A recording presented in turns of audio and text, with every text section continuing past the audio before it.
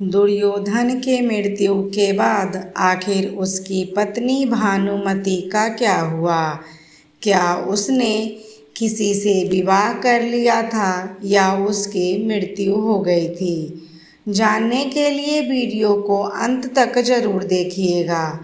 दोस्तों, दुर्योधन के अधर्म के कारण कुरुक्षेत्र का युद्ध हुआ था। इस युद्ध में सारे कौरव योद्धा मारे गए थे। सबसे अंत में दुर्योधन की मृत्यु हुई थी। दुर्योधन की पत्नी का नाम भानुमति था। दुर्योधन की मृत्यु के बाद भानुमति का क्या हुआ? पांडवों ने अपने शत्रु दुर्योधन की पत्नी के साथ क्या किया था? अगर आप भी भानुमति की पूरी जानकारी को जानना चाहते हैं तो इस वीडियो को अंत तक जरूर देखिएगा। दोस्तों, महाभारत के मूल ग्रंथ में दुर्योधन का जिक्र हर जगह देखने को और सुनने को मिलता है। हैरानी की बात यह है कि पूरी महाभारत में दुर्योधन की पत्नी भानुमति का जिक्र केवल 3 बार हुआ है, और वह भी बिना किसी नाम के। लेकिन दक्षिण भारत की लोक कथाओं में आपको कई कहानियां सुनने को मिल जाएंगी। महाभारत में द्रौपदी के बाद अगर कोई सबसे ज्यादा सुंदर स्त्री थी तो वह थी भानुमति। भानुमति का जन्म कलिंग देश के राजा चित्रांगद के घर में हुआ था। बचपन से ही भानुमति बेहद सुंदर, सुशील और चतुर थी। जब वह थोड़ी बड़ी हुई तो मन ही मन अर्जुन से प्रेम करने लगी, क्योंकि वह कहावतों के रूप में अर्जुन की वीरता को बहुत भली भांति से जानती थी। भानुमति अर्जुन से विवाह करना चाहती थी, लेकिन उन्होंने कभी भी अपने मन की बात अपने पिता के सामने प्रकट नहीं किया। भानुमति विवाह करने के योग्य हुई, उसके पिता ने स्वयंवर का आयोजन किया। इस स्वयंवर में भाग लेने के लिए दूर दूर से राजागण पहुँचे थे। शिशुपाल, जरासंध और दुर्योधन भी अपने मित्र कर्ण के साथ पहुंचा था। भानुमति को अर्जुन का इंतजार था, लेकिन अर्जुन स्वयंवर में नहीं आए। मन में एक अर्जुन को पाने की इच्छा रखने वाली भानुमति अब अपना मन मारकर हाथ में जयमाला लेकर स्वयंवर में पहुंच गई। कहा जाता है उस समय दरबार में बैठा दुर्योधन भानुमति को देखते ही उन पर मोहित हो गया था। भानुमति प्रत्येक राजा के पास माला लेकर जाती और उन्हें देखते और आगे बढ़ जाती। इसी क्रम में भानुमति दुर्योधन के पास पहुंच गई। भानुमति ने दुर्योधन को देखा, मगर बिना उसके गले में जयमाल डाले वह आगे बढ़ गई। दुर्योधन को यह बात अच्छी नहीं लगी। दुर्योधन ने इसे अपना अपमान समझा, इसीलिए स्वयं ही बलपूर्वक गले में वरमाला डाल लिया। दुर्योधन का इस हरकत का स्वयंवर में बैठे अन्य राजाओं ने भी विरोध किया। सभी राजाओं ने अपनी तलवार निकाली और वह युद्ध के लिए उन्हें ललकारने लगे। दुर्योधन के मित्र कर्ण दुर्योधन का ढाल बनकर खड़े हो गए और एक एक करके कर्ण सभी राजाओं को परास्त कर दिया। कहा जाता है कि वहां पर 100 से अधिक राजा थे जिन्हें कर्ण ने परास्त किया था। अंत में मगध के राजा जरासंध के साथ कर्ण के साथ भीषण संग्राम हुआ और हर शस्त्र से दोनों में भयानक युद्ध हुआ। कहा जाता है जरासंध और कर्ण में यहाँ कई दिनों तक युद्ध हुआ था। अंत में दोनों में मल्लयुद्ध हुआ, जिसमें कर्ण ने जरासंध को परास्त कर दिया।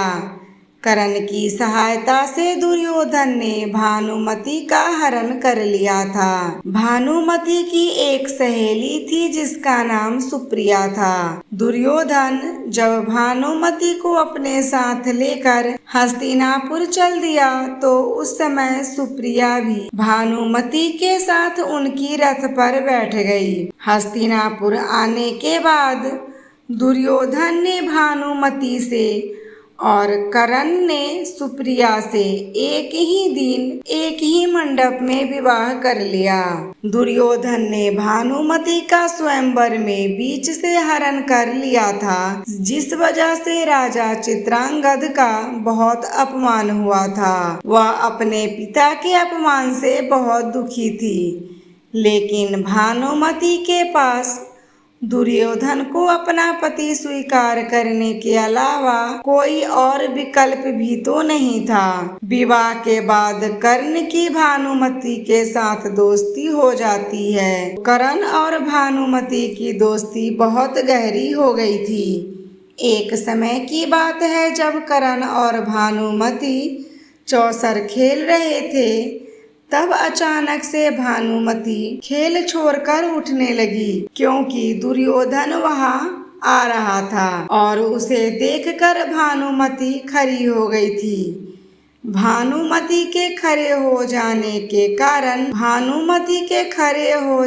से कर्ण को भानुमति खेल छोड़कर भाग रही है, यह सोचकर कर्ण ने भानुमति को रोकने की कोशिश की और तभी भानुमति का दुपट्टा नीचे सरक गया और उसके गले में पहने हुए मोतियों की माला टूटकर नीचे बिखर गई। जब कर्ण ने देखा कि दुर्योधन ने उसे इस हाल में देख लिया है तो वह चिंतित होकर शर्मा गया। दोनों को लगने लगा कि इस घटना से दुर्योधन को गलत लगा होगा। दुर्योधन को कर्ण और अपनी पत्नी भानुमति पर पूर्ण विश्वास था। वह जानता था कि कर्ण और उसकी पत्नी भानुमति कभी उसके साथ विश्वासघात नहीं करेंगे। इसीलिए कर्ण और भानुमति को परेशान देखकर दुर्योधन हंसते हुए कहने लगा कि अरे तुम लोग मोतियों की माला स्वयं उठाओगे या मैं तुम्हारी मदद करूं। उसके बाद दुर्योधन ने खुद उस मोती को उठाया। उसके बाद अपना काम खत्म करके वहां से चला गया। दुर्योधन को भले ही महाभारत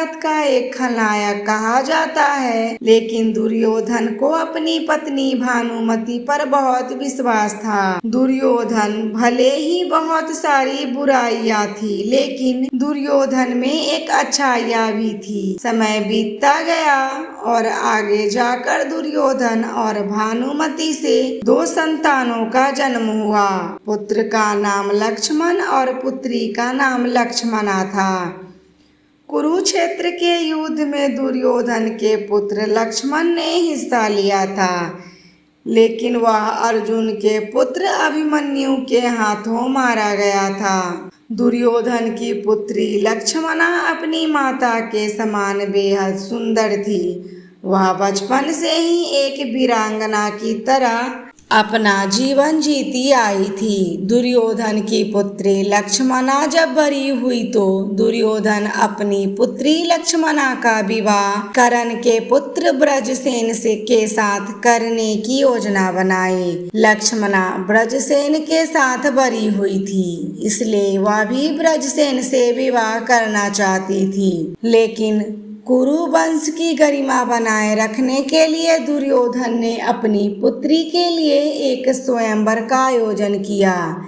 लेकिन यहाँ पहले से ही यह तय कर दिया गया था कि लक्ष्मणा ब्रजसेन को ही जयमाला पहनाएगी, लेकिन किस्मत को कुछ और ही लिखा था तो कैसे टल जाता। दुर्योधन की योजना उसे स्वयं विफल हो गई। जब लक्ष्मणा ने स्वयंवर में श्री कृष्ण और जामवंती के पुत्र शाम पहुंच गए। शाम जब अपने सामने लक्ष्मणा को देखा तो लक्ष्मणा पर मोहित हो गए, बल्कि उन्हें पहले से ही ज्ञात था कि लक्ष्मणा कर्ण के पुत्र ब्रज ब्रजसेन के गले में ही वरमाला पहनाएगी। इसीलिए शाम स्वयंवर के बीच में ही लक्ष्मणा का हरण करके वहां से ले गए। इसके बाद कर्ण के पुत्र ब्रजसेन ने शाम को युद्ध करने के लिए ललकारा। फिर ब्रजसेन और शाम का एक भयानक युद्ध हुआ, लेकिन इस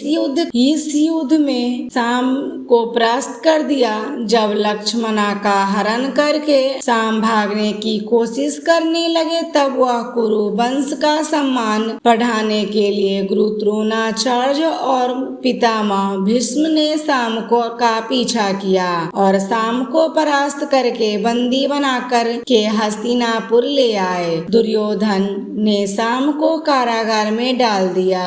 लक्ष्मणा आज शाम के कैद से आजाद हो गई थी, लेकिन फिर भी कर्ण के पुत्र ब्रजसेन ने लक्ष्मणा से विवाह करने से इनकार कर दिया। वहीं दूसरी तरफ कारागार में डालने के बाद भगवान बलराम पहुंच गए। अपने भतीजे को कष्ट में देखकर बलराम जी ने स्वयं अपने हाथ में अपना हल उठाया और क्रोध में हस्तिनापुर पहुंच गए। बलराम के इस रौद्र रूप को देखकर दुर्योधन बहुत डर गया और अपनी पत्नी भानुमति के पास जाकर समझौता करने की बात करने लगा। भानुमति भगवान श्री कृष्ण की बहुत बड़ी भक्त थी। वह भी मन ही मन चाहती थी कि उसकी बेटी लक्ष्मणा श्री कृष्ण के पुत्र शाम से ही विवाह करे। जब दुर्योधन ने भानुमति से समझौता करने की बात कही, तो भानुमति ने बलराम जी से बातचीत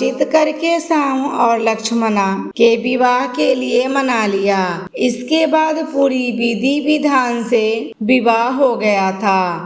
कुरुक्षेत्र युद्ध के अंत में जब भीम दुर्योधन का वध करते हैं, तब विधवा हो चुके भानुमति दुर्योधन के चचेरे भाई अर्जुन के साथ पूरी विधि विधान के साथ विवाह करने की इच्छा प्रकट की। दरअसल द्वापर युग में ऐसा माना जाता था कि विवाह करने से दो पक्षों की दुश्मनी खत्म हो जाती है।